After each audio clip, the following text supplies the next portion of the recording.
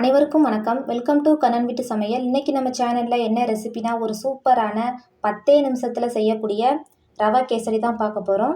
இது ரொம்பவே சாஃப்டாக நல்லா சூப்பராக 10 நிமிஷத்தில் நம்ம செஞ்சிடலாம். குழந்தைங்களுக்குலாம் ரொம்ப பிடிக்கும். இந்த வீடியோ பார்த்துட்ருக்கிறவங்க நம்ம சேனல் இன்னும் நீங்கள் சப்ஸ்கிரைப் பண்ணலைன்னா ப்ளீஸ் சப்ஸ்கிரைப் பண்ணிக்கோங்க. வாங்க இப்போ வீடியோக்குள்ளே போகலாம். இப்போ வாங்க இது எப்படி செய்யலான்னு பார்க்கலாம். இப்போ அடுப்பு ஆன் பண்ணி வடைச்சட்டி வச்சு 3 ஸ்பூன் அளவு நெய் ஊற்றிக்கிட்டேன். இந்த கிண்ணத்தில் ரவை எடுத்திருக்கேன். இதை இப்போ நம்ம வறுத்துக்கிடலாம். நல்லா சிம்மிலேயே வச்சு இந்த ரவையோட கலர் லைட்டாக மாறணும்.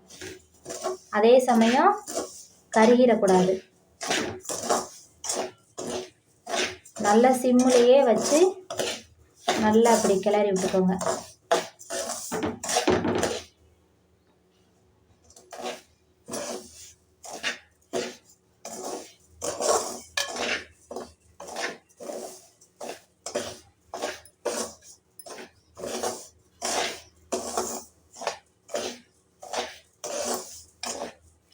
சிம்மிலே வச்சு ஒரு 5 நிமிஷம் போல் கிளறுங்க.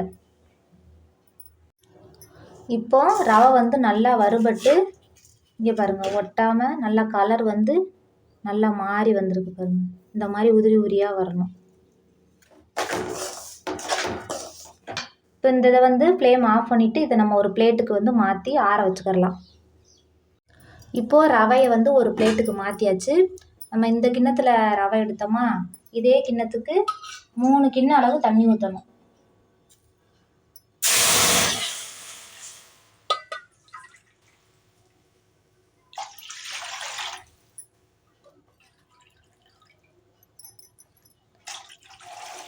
மூணு கிண்ணம் அளவு தண்ணி ஊற்றியாச்சு. இது நல்லா கொதிக்கட்டும். இப்போ தண்ணி ஒரு கொதி வந்துருச்சு. கலருக்காக கொஞ்சமாக கேசரி பவுடர் சேர்த்துக்கலாம்.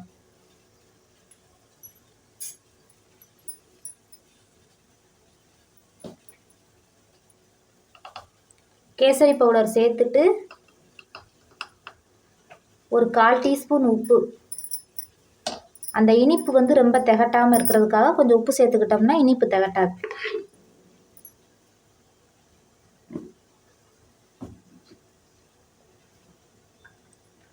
இப்போ நம்ம இந்த ரவை எடுத்து அடுப்பை சிம்மில் வச்சுக்கோங்க. சிம்மில் வச்சுட்டு நம்ம இந்த ரவையை கொஞ்சம் கொஞ்சமாக சேர்த்துக்கலாம்.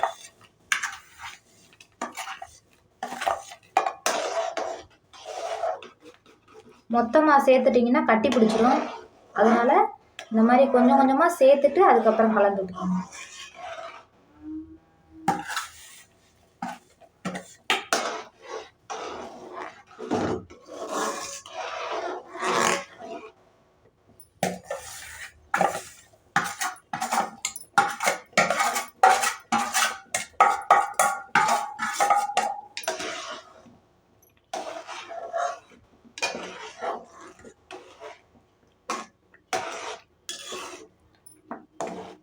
சிம்மில் வச்சே நல்லா கிளறி விடுங்க, இல்லாட்டா கட்டி ஆயிடும்.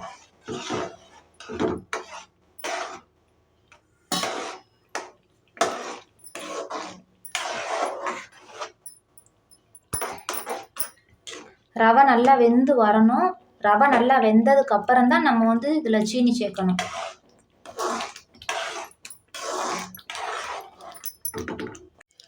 இப்போ ரவை நல்லா வெந்து வந்துருச்சு. இப்போ நம்ம ஃப்ளேமை ஆஃப் பண்ணிவிட்டு நம்ம எந்த இதில் ரவை எடுத்தோமோ அதே கிண்ணத்தில் சீனி சேர்த்துக்கிடுவோம். ஒரு கிண்ணம் 1/4 கிண்ணம் அளவுக்கு சீனி சேர்த்தா கரெக்டாக வரும். ஒரு கிண்ணம் ரவைக்கு 1/4 கிண்ணம் சீனி சேர்த்தா கரெக்டாக வரும். இப்போ அடுப்பு நமக்கு ஆஃபில் தான் இருக்குது. இதை நல்லா மிக்ஸ் பண்ணி விடுவோம். நம்ம சீனி சேர்த்துட்டு மிக்ஸ் ஆகுமே நல்லா மெல்ட் ஆகி வரும்.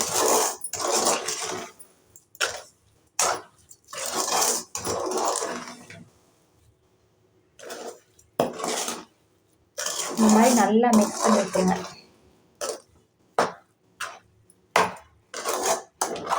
எப்படி நல்லா மெல்ட் ஆகி வருதுன்னு பாருங்கள்.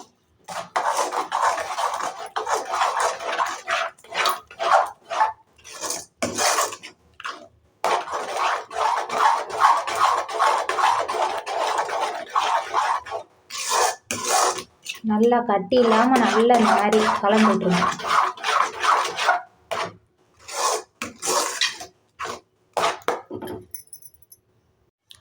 இந்த மாதிரி நல்லா கலந்து விட்டுட்டு இதை ஒரு பக்கம் வச்சுக்கிடலாம்.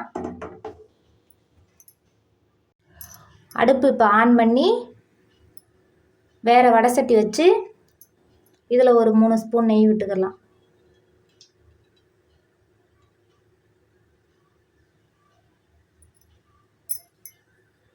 இப்போ இதில் 3 ஸ்பூன் நெய் விட்டுட்டோமா, இந்த முந்திரியை இதில் வறுத்துக்கிடலாம்.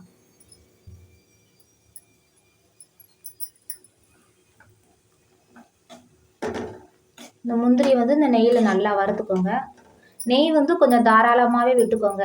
நம்ம என்ன டெய்லி நெய் சாப்பிட போகிறது கிடையாது, டெய்லி நம்ம கேசரி சாப்பிட போகிறது கிடையாது.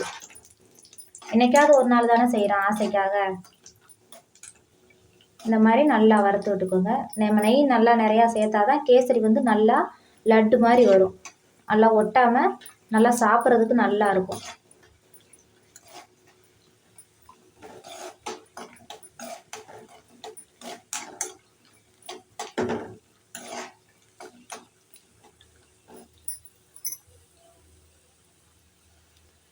இந்த அளவுக்கு முந்திரி வறுக்கவும் இதை அப்படியே எடுத்து இதில் கொட்டிடுங்க.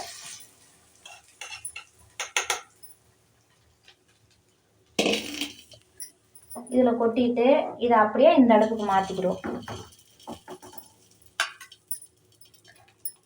மாற்றிட்டு இதை நல்லா கிண்டி விடுங்க. நெய்யோடு நல்லா இந்த ரவை வந்து மிக்ஸ் ஆகி நல்லா ஒட்டாமல் வரும். நல்லா சிம்மிலேயே வச்சு கிண்டி விடுங்க.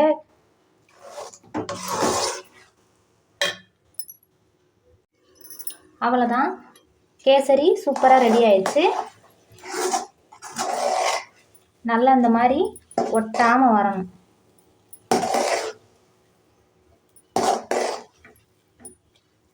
அவ்வளோதான். நம்ம இப்போ அடுப்பை ஆஃப் பண்ணி இதை பிளேட்டுக்கு வந்து மாற்றிக்கிடலாம். அவ்வளோதான், கேசரி சூப்பராக ரெடி ஆயிடுச்சு. நீங்களும் உங்கள் வீட்டில் இது போல் செஞ்சு பாருங்கள். நம்ம சேனல் பிடிச்சிருந்துச்சுன்னா நம்ம சேனலுக்கு மறக்காமல் லைக் பண்ணுங்கள், ஷேர் பண்ணுங்கள், சப்ஸ்கிரைப் பண்ணுங்கள். பக்கத்தில் இருக்கிற பெல் ஐக்கானை கிளிக் பண்ணுங்கள். தேங்க்யூ ஃபார் வாட்சிங்.